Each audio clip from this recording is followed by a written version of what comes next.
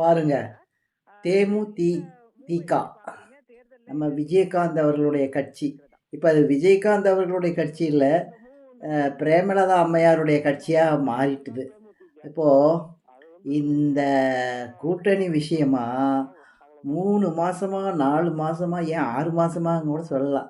அப்படியே ஒவ்வொரு இடமா சுற்றி சுற்றி சுற்றி சுற்றி அப்படியே வந்துட்டே இருந்தாங்க.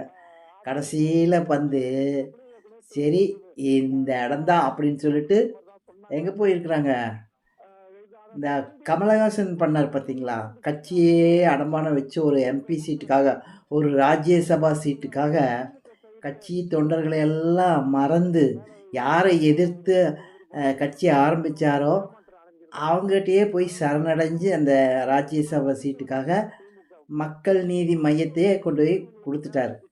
அதே மாதிரி இந்த பிரேமலதா அம்மா என்ன பண்ணாங்கன்னா, ஒவ்வொரு இடமா தேடிட்டு இருந்தாங்க. எதுவுமே இவங்களுக்கு ஒரு சரியான பதில் சொல்லலை. கூட்டணிக்கு யாரும் எடுக்கிற மாதிரி தெரியல. அப்புறம் என்ன பண்ண முடியும், கடைசியில் இருக்கவே இருக்குது அப்படின்னு சொல்லி ஒரு ராஜ்யசபா சீட்டுக்காக விஜயகாந்தையே மறந்து அந்த கட்சியே கொண்டு போய் அங்கே ஒப்படைச்சிட்டாரு. இனி அவ்வளோதான், அந்த ஒரு சீட்டோடு சரி. அது இந்த 6 சீட்டு கொடுத்தா என்ன, 7 சீட்டு கொடுத்தா என்ன தொகுதி கொடுத்தா என்ன அவ்வளோதான். அந்த ஒரு எம்பி சீட்டை வாங்கிட்டு வேறு ஏதாவது கொடுப்பாங்களா என்னன்னு தெரில, மனம் ஏதாவது கொடுப்பாங்களா என்னன்னு தெரில, அதை வாங்கிட்டு அப்படியே அமுக்கிடுவாங்க, அவ்வளோதான். அப்போது கூட்டணி வந்து நம்ம ஏன் அவங்க திமுக நினச்சி நம்ம மட்டும் ஏன் தோக்கணும், எல்லாம் சேர்ந்து எல்லோரும் சேர்ந்து ஒரே குட்டையில் விழுகலாம், தோல்விங்கிற ஒரு குட்டையில் போய் விழுகலாம் அப்படின்னு சொல்லி முடிவு எடுத்துட்டாங்க. அதனால் இப்போ அந்த காங்கிரஸ் வந்து இன்னும் என்ன அது சரியான பதில் தெரியல. அதுக்கு இடையில இப்போ இந்த தேமுதிக வந்து உள்ளே சொருகியிருக்காங்க.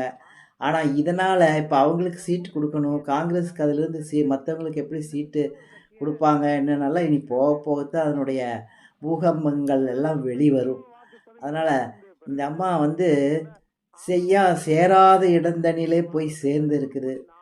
ஒரு தவறு தான் நிகழ்ந்து. கேட்டால் தொண்டர்களுடைய விருப்பத்திற்கிணங்க 10 வருஷத்துக்கு முன்னால் பாலில் நழுவி விழப்போகுது பழம்னு சொன்னார் அப்படின்ட்டு இப்போ போய் பாலில் போய் விழுந்திருக்குது. அந்த மாதிரி சொல்லிடுச்சு விழுந்துருச்சுன்னு சொல்லி, அது பாலா அல்லது வேறு என்னன்னு சொல்லி போக போக மக்கள் அதை தெளிவுபடுத்துவாங்க. அது எந்த இடம் பாலா அல்லது வேறு ஏதாவது விஷமா அப்படிங்கிறத மக்கள் தான் அதை வந்து தெளிவுபடுத்துவாங்க இந்த தேர்தலில்.